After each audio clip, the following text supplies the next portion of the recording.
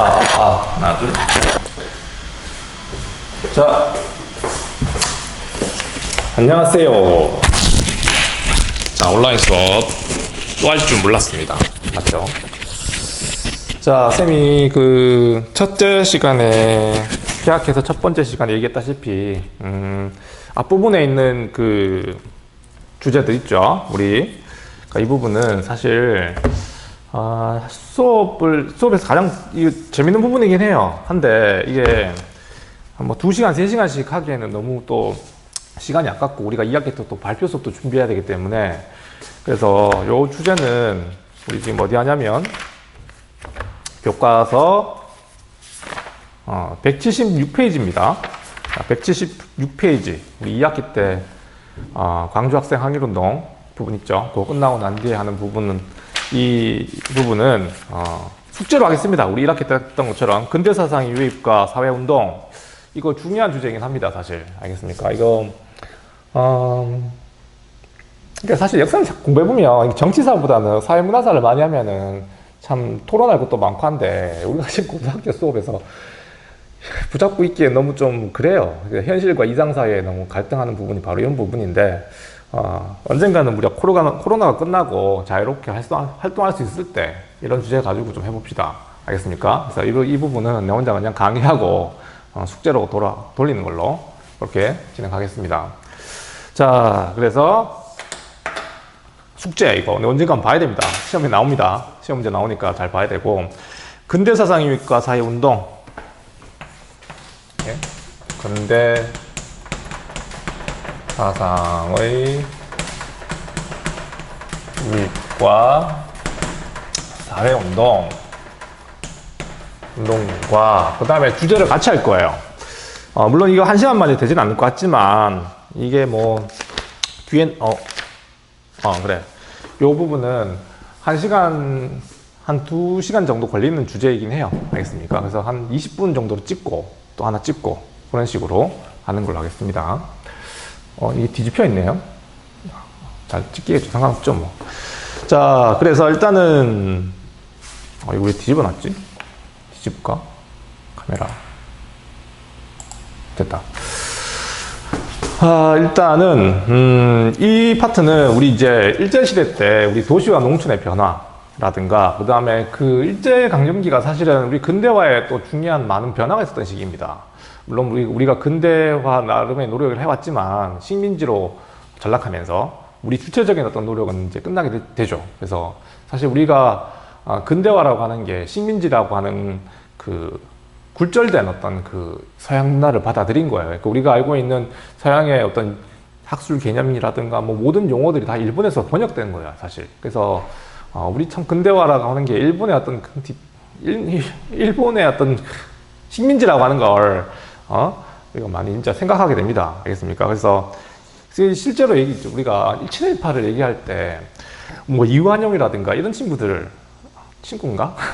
그런 사람들을 어떤 친일파로 많이 기억하지만, 사실은 우리 문화예술계에 친일파라고 하는 건 어마어마합니다. 그러니까 우리가 일제시대 때 친일했던 어떤 학계에 존재했었던 학자들 그대로 해방 이후에도 다 이어져 왔거든요. 그러니까 참 안타까워요. 문화, 예술 이런 부분도 진짜 우리가 한번 살펴봐야 됩니다. 친일의 어떤 족적을 갖다가. 알겠습니까? 그러니까 그런 주제를 다루면 참 좋겠지만, 그런 까지 하기 힘들고, 어쨌든 일제시 강점기에 우리 이제 도시와 농촌의 변화 첫 번째는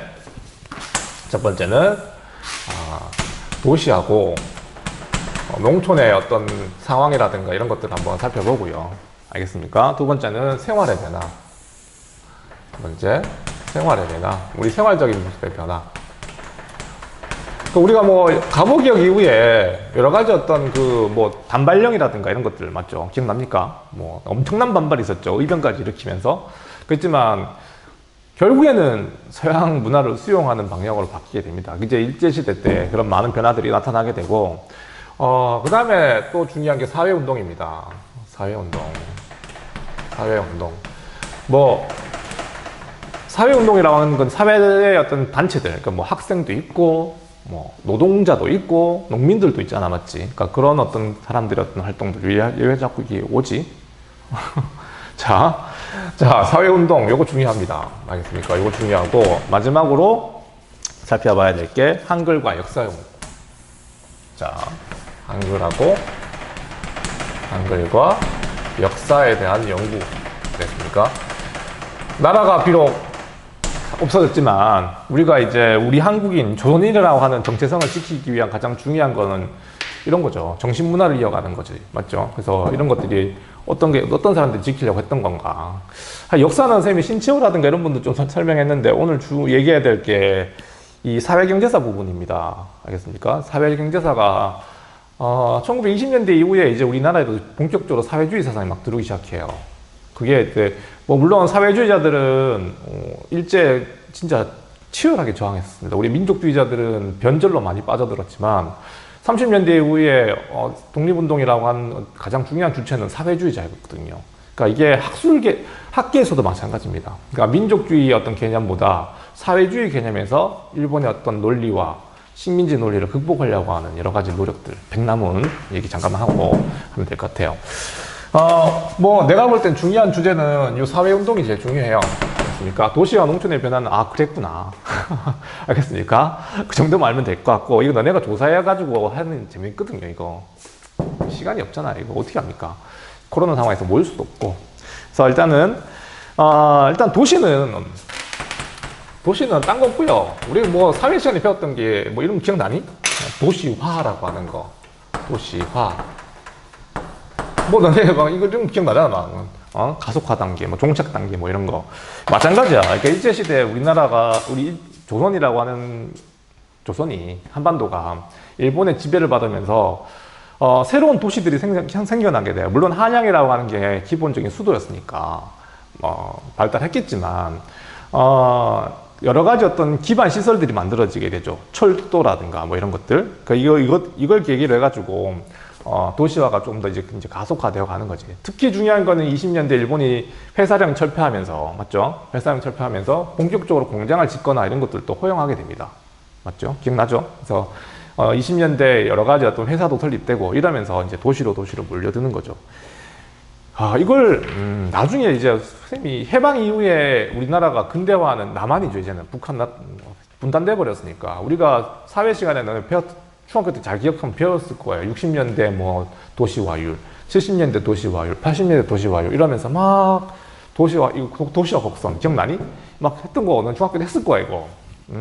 그러니까 그 곡선을 보면 나중에 그 비교해볼게요. 그러니까 일제시대 때 어느 정도 도시화됐는가? 30년대, 40년대 그 사진을 보면 깜짝 놀랍니다. 그러니까 일본이 이 정도로 공장을 많이 지었나? 한반도에다가? 병참기지화 정책, 이거 너넨 교과서에서 그냥 외웠지만 일본이 한반도에 무슨 짓을 했는지 나중에 한번 다 보여줄게요. 기회가 되면. 알겠습니까? 자, 할 말이 많아서. 자, 도시화가 가속되는데 그 계기가 됐던 거는 그러니까 1910년 같은 경우는 주로 이제 뭐 아직까지는 한반도가 아직까지는 일본의 무단통치 기간이잖아, 맞죠? 그러다 보니까 1910년대는 일본도 사실은 산업화가 그렇게 진행된 상태가 아니야. 그러니까 일본 본국 자체도 산업화가 그렇게 많이 진전된 상태가 아니기 때문에 조선도 뭐 한반도도 도시가 막 발달했겠습니까? 그것보다는 이제 교육이라든가, 알겠습니까? 그러니까 교육이라든가 이런 걸 통해 가지고 행정의 중심지들이 발전하기 시작해요. 행정 중심지, 알겠습니까? 대표적인 게 일제시대 때 만들어진 대표적인 도시 같으면 우리 경상도를 대표하는 게 어떤 도시가 있냐면 그 당시 이제 일본이 만들었던 대표적인 도시가 뭐냐면 김천이야. 김천은 원래는 아무것도 없는 시골이었었어요. 알겠습니까? 근데 거기에 일본인들이 집단 이주하기 시작하고 거주하기 시작하면서 거기 커진 거야. 물론 경부선 지나가는 거 가장 컸어요. 그러니까 이게 조선 사람들은 철도 지나가는 거 되게 싫어했거든요.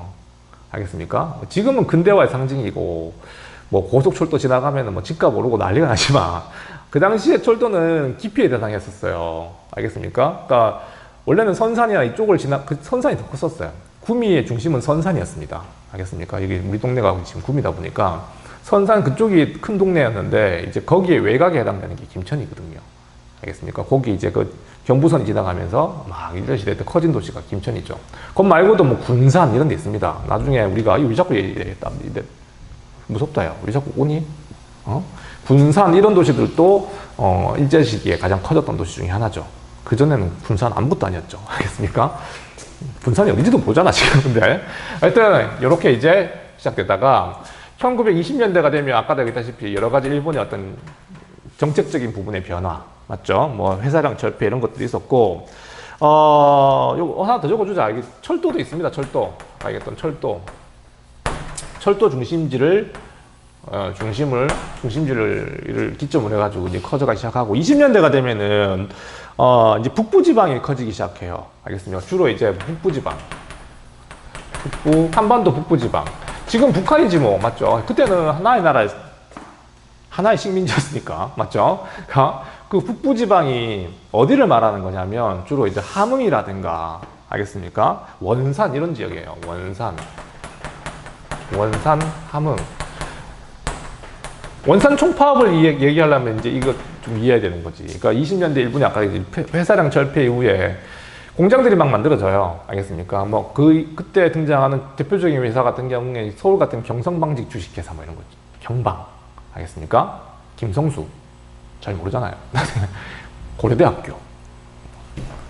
친일로 분류되긴 합니다. 알겠습니까? 뭐 이런 사람들.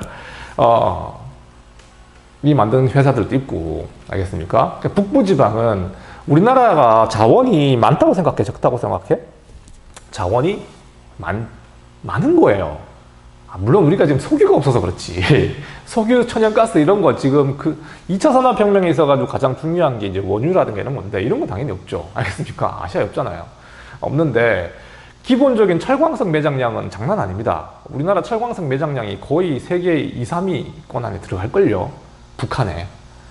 우리 포항제철 되게 유명하잖아. 맞죠? 그 포항제철의 철광석 전부 다 호주에서 가져오는 걸로 알고 있는데, 물론 뭐 딴 데도 있는 거 있겠지만, 북한의 철광석 매장량이 어마어마하거든요. 그걸 지금 캐지도 못하고 지금 저렇게 묻혀놓고 있는데, 너무 안타까워요. 그러니까 내 말은, 한반도 북부지방은 산악지형이고, 그러다 보니까 자원이 굉장히 많아요. 석탄, 뭐 이런 것들은 적지 않았었다고. 이해됩니까? 그래서 이런 것들을 중심으로 이제, 20년대 도시가 커져나기 시작합니다. 도시가 커진다는 말은 동촌 인구를 빨아들이는 겁니다. 알겠습니까? 그러니까 20년대 일본이 겪었던 게 산미증식 계획이라든가 뭐 이런 거잖아. 맞지? 그러니까 일본이 20년대 산미증식 계획을 했던 이유도 농촌 인구가 부족해지고 도시 인구가 늘어나면서 값싼 식량이 필요했던 거거든.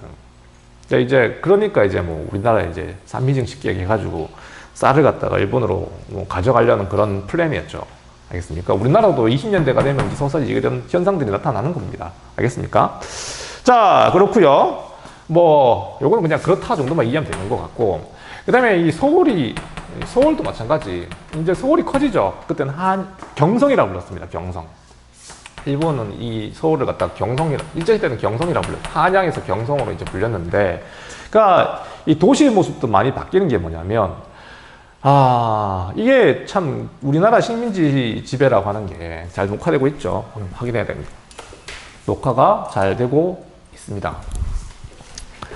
우리나라의 식민지 지배라고 하는 게 특이한 게 영국과 프랑스하고 좀 다른 점이 뭐냐면, 영국과 프랑스는 자기 나라 옆에 나라를 지배하는 게 아니에요. 맞죠? 그러니까 프랑스라든가 영국이 지배했던 식민지들을 보면 아프리카나 인도나 뭐 아메리카나 뭐 이쪽이라고. 그러니까 아예 인종적으로 문화적으로 완전 다른 친구들을 지배한 거라고. 이해됩니까? 근데 우리 일본 같은 경우는 바로 옆 동네에 우리를 지배한 거예요. 그러니까 이주하기가 너무 쉬워요. 이주하기가. 그러니까 일본에서 조선으로 건너왔던 식민지 본국에 있었던 사람들이 식민지를 넘어오는 이런 어떤 대량 이주가 되게 많이 일어났던 게 또 일본의 식민지 지배의 특징입니다. 그러니까 같이 섞여 살았을까 아니면은 분리돼서 살았을까? 이 얘기예요. 그러니까 우리 조선시대잖아. 맞죠? 우리 정근대사의 조선시대 때는 양반가, 되게 특이한 케이스입니다. 그러니까 우리는 신분제가 있었죠. 당연히 신분이 양반과 뭐 양민, 천민 이렇게 나눠져 있지만 산업공상 뭐 이렇게 사회적으로 구분하기도 하는데, 신분제가 기본적으로 있는데 다른 나라 다 있었죠. 그 유럽이나 이쪽 나라들을 공부해 보면 같은 신분들끼리 모여 살지 신분이 다른데 같이 살지 않는다고. 근데 우리나라는 기본적으로 촌락 구조를 보면 양반하고 상민들이 같이 삽니다.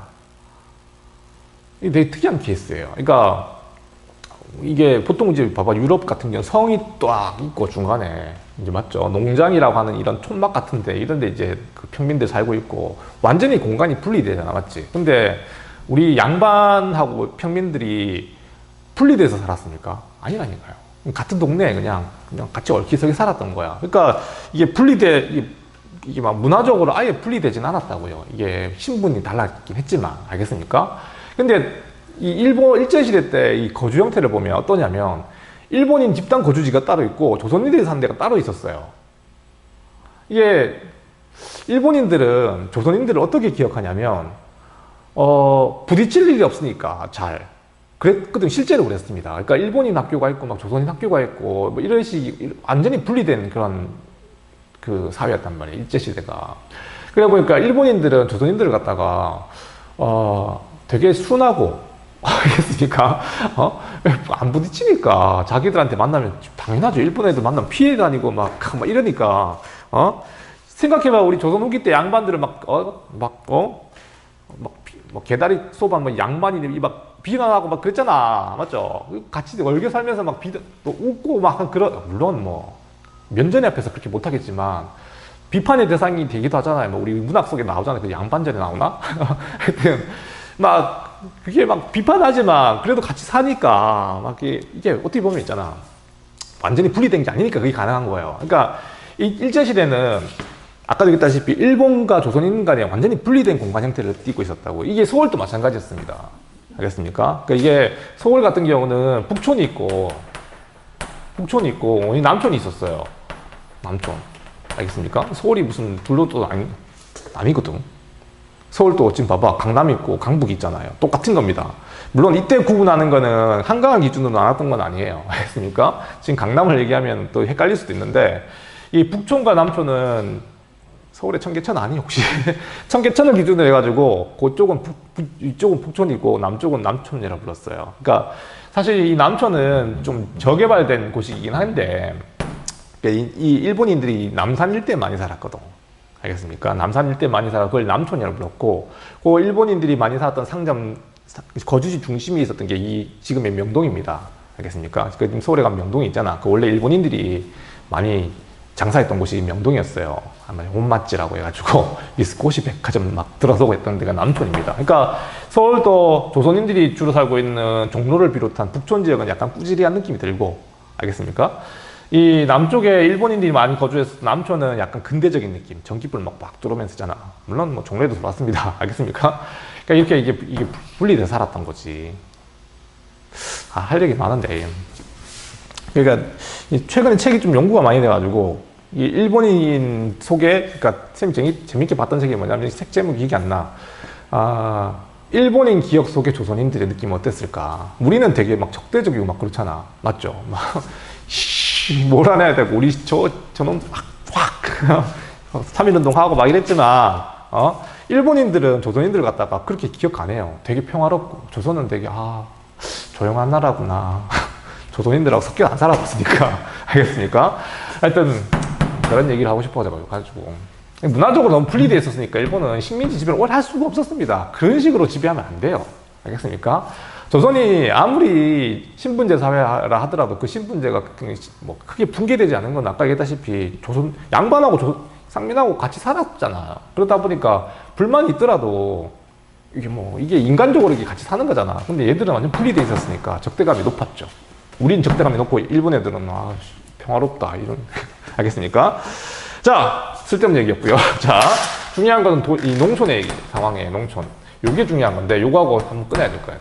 역시 나는 좀 할 말이 많네. 이게 애들이 되게 지루해야 되니까 나는 재밌는데 미안합니다. 요건 기억합시다. 요거는 중요한 거예요. 그러니까 농촌의 상황을 갖다가 잠깐 얘기해 보면, 이 책에 뭐가 나오냐면 식민지 지주제라는 게 나와요. 식민지 지주제. 여기 있구나. 미안하다. 이거 내가 페이지 잘못 적은 176페이지인데요, 이거. 176페이지예요. 알겠습니까? 자, 176페이지에 나오는 식민지 지주제. 요거 좀 설명할게요. 식민지 지주제. 이게 중요합니다. 농촌의 상황, 농촌은 대다수가 다 농촌이잖아요. 그 당시. 맞죠? 우리 조선인들 중에 누가 뭐 도시에 살았겠습니까? 지금이야 다 도시에 살지만. 우리나라가 도시화율이 굉장히 높거든요. 거의 뭐 70%에 육박하는 걸로 알고 있습니다. 전 국민이 70% 도시에 살아요. 뭐 도시국가도 아니고.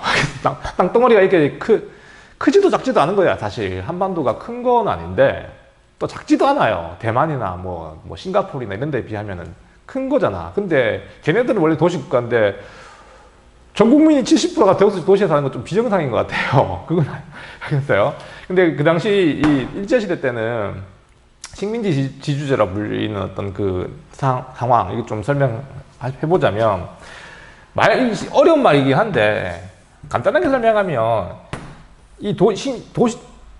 농촌의 상황이 대부분의 이 땅을 가진 사람들이 누구였겠나? 이 지주인데, 이 지주가 누구냐면, 딴 거 없죠? 뭐, 친일파죠. 친일파. 또는 일본인이죠, 뭐. 일본인. 이 전부 다 지주였고, 그 다음에 대부분의 그 농촌에 살고 있던 사람들은 누구였냐? 소작농이라고 하는 거. 소작농. 딴 거 없어요. 이 소작농은 누구야? 누굽니까? 일본 애들이 여기 와서 소작하겠습니까? 그럴 리가 없죠. 다 누굽니까? 조선인이죠. 조선인. 그러니까 이런 구조를 말하는 겁니다. 식민지 지주제라고 하는 게. 알겠습니까? 그러니까 농촌에 땅을 가지고 있는 대부분의 사람들이 친일파 아니면은 그 다음에 일본인들이었다는 거. 대부분의 조선인들은 소작을 짓고 살고 있는 이런 구조 자체를 말하는 거예요. 그러니까 그러다 보니까 당연히 이 농민들이 이 소작을 하면은 가장 중요한 문제가 뭐냐면 소작료를 내는 거거든. 그러니까 소작은 딴 거 알고 있죠? 알고 있을 거야. 소작은 땅을 빌려서 농사 짓는 거잖아. 맞죠? 그러니까 당연히 소작료를 내야 되겠죠. 땅을 빌려서 농사 지으니까. 그러니까 소작의 형태도 여러 가지가 있지만 기본적으로 자기 땅이 부족하니까, 물론 아예 없는 친구들도 있습니다. 땅이 아예 없어가지고 지주들한테 다 빌려서 농사 짓는 경우도 있겠지만 거의 대부분 다 땅이 작기 때문에 지주들한테 땅을 더 빌려가지고 농사 짓거든요. 그러니까 당연히 소작료 내야 되죠. 그러니까 그러다 보니까 일단 이게 어떻게 만들어졌냐? 형성 배경.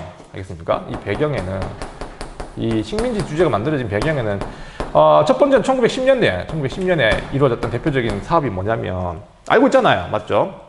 토지조사 사업이지. 첫 번째. 토지조사 사업이 이 계기가 됐던 거야. 너네 잘 기억해봐. 이미 배운 내용이니까. 토지조사 사업의 가장 중요한 핵심은 물론 토지를 측량한다는 측면도 있습니다. 알겠습니까? 그러니까 아직 대한제국 시절에 뭐 양전지계 사업이라고 하는 걸 이어받은 건데, 그러니까 이게 기본적으로는 토지를 측량하여 세금을 거두려고 하는 거잖아. 맞죠? 그러니까 그러다 보니까 측량하는 게 되게 중요한데, 그 과정에서 법적으로 보장됐던 중요한 게 뭐냐면 지주의 권한. 알겠습니까? 그러니까 땅을 소유하고 있던 소유권을 갖다가 확정해 준 게 가장 중요한 핵심적인 내용이었었어요. 측량과 소유권 확정, 이게 토지조사 사업의 가장 핵심입니다.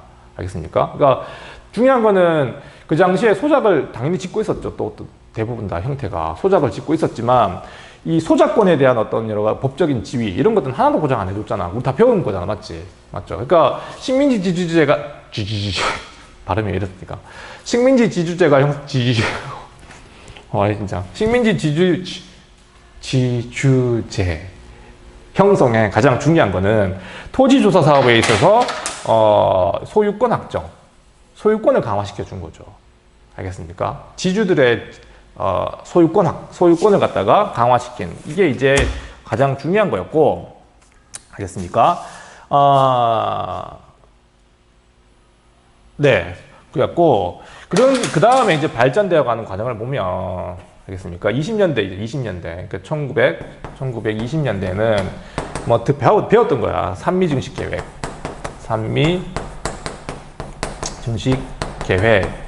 이 일본에서 시행되면서, 이게 중요한 게 어떤 거냐면, 일단은 이제는 이제 정착되어 가는 과정이죠. 알겠습니까? 산미 증식 계획을 실시하면서 이제 식민지 지주제는 거의 정착되어 가는 것, 의미가 있는 거고, 뭐 경제정리도 하고 뭐 이랬으니까 삼미증식 계획은 이제 쌀 생산을 늘리기 위해서 국가가 정책적으로 이제 도와준 거잖아요. 그러니까 지주의 권한이 더 강화되죠. 그 과정에서 또 중요한 거는 수리조합이라고 하는 게 있었어요. 그러니까 우리가 체크해야 될 게 뭐냐면 수리조합이 만들어집니다. 이게 너네가 이해할 수 있는지 모르겠다. 이게 상미증식 계획 과정에서 중요한 거는 이게 쌀 생산량을 늘리는 거잖아. 맞죠? 이게 쌀 생산량을 늘리려고 하는 건데 쌀 생산량 늘려 하면 그냥 늘릴 수 있으니까 공부 성적 올려 소리치면은 너네가 성적이 올라갑니까? 안 그렇잖아요. 그러니까 어떤 걸 해줘야 되냐면 이제 나름대로 국가도 이제 도와줘야죠.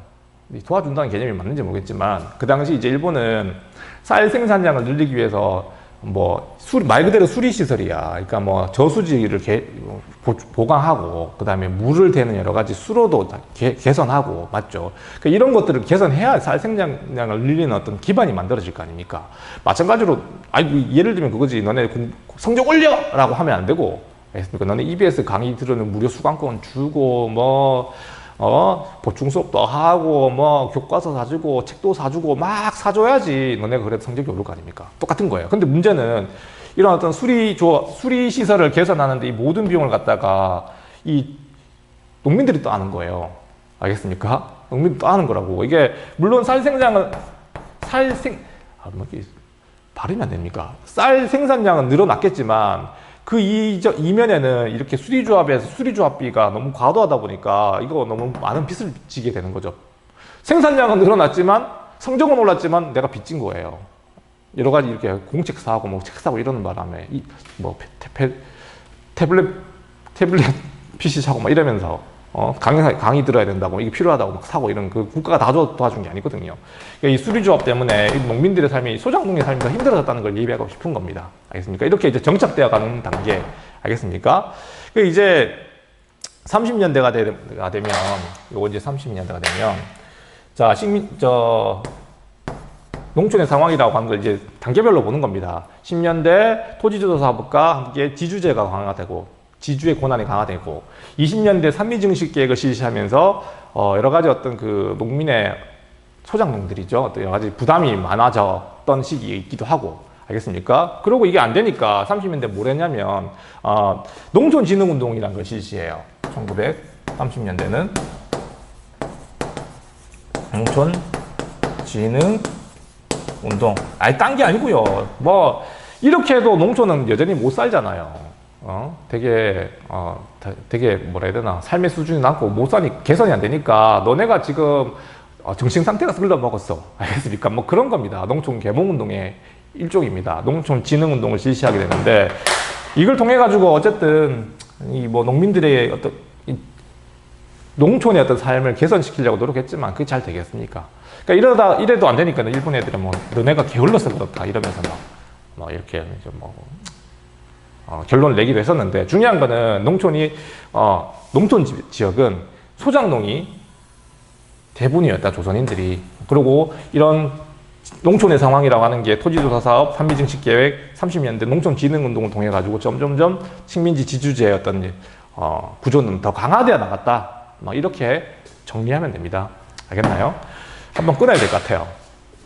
오랜만에 하니까 핵심을 잘 못 찔러주고 주저리주저리 얘기가 많아지게 되네. 한번 끊고